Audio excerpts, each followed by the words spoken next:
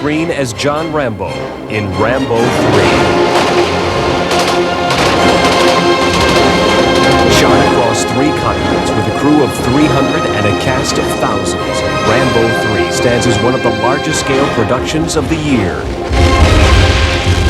What will set Rambo III apart from the other 2 Rambos is it's much bigger, and we're trying to make this as realistic as possible, so to do this has been a difficult affair.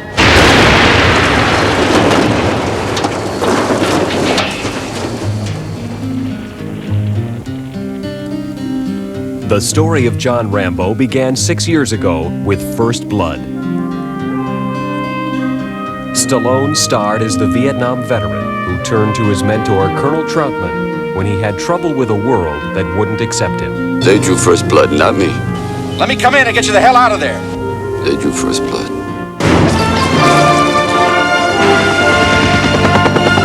The relationship between Rambo and Troutman, played by Richard Crenna, was strengthened in Rambo First Blood Part 2 as they joined forces in the blockbuster action film. Do we get to win this time? This time it's up to you. Now, in Rambo III, John Rambo and Sam Troutman are faced with their greatest challenge, assisting Afghan freedom fighters in their conflict with Soviet forces. We want to investigate the problem. They've asked me to go in, and I want you to go with me, John. My war's over. Rambo. What happened? Something went wrong. Troutman and the rest of his party have been captured. What about me? Can you get me in? Colonel Troutman is taken hostage in Afghanistan, and it's interesting because no other reason on earth could get Rambo to move, to go after the one person who listened to him more than anyone else. Why must we do this? Because you do it for me. To recreate the war-torn battlefields of Afghanistan, director Peter MacDonald and his crew traveled to Israel for 3 months of intense location shooting at the Dead Sea. We decided to shoot Rambo in the Mideast simply because it added a sense of realism, of weight to the film. I think shooting Rambo in Las Vegas would lack a certain weightiness. You go, oh yeah, it's shot live across the street from a casino. It doesn't quite ring true. This is a story really about Afghanistan, so I wanted to get as close to the natural environment as I could. The desire for realism led to an attention to detail in many areas. Technical advisors were consulted to ensure that the film's portrayal of Afghanistan was authentic. My help has been in many different areas. In fact, technically I advised them for different scene of the movie, making sure that it looked very real and the way it is in Afghanistan.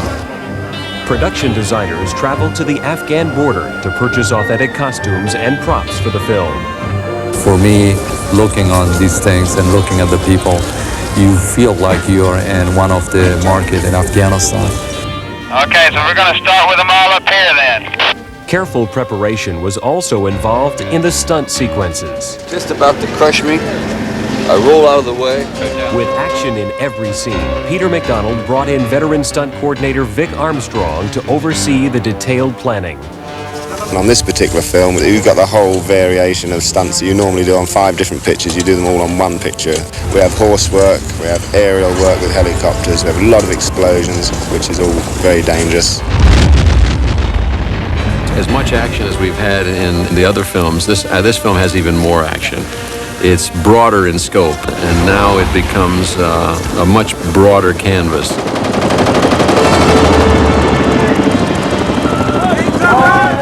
This is almost Rambo of Arabia, you know. It's a very big film. The crew planned for many weeks for the complex stunts involved in the film's climactic battle. Thousands of stuntmen, horses, tanks, and helicopters played a part in bringing the final conflict to life. Let's go this way. Let's have a few tanks going to know when some horses coming out. Horses and tanks standing by. Helicopters standing by. Effects are set. We're ready to go. Here we go now!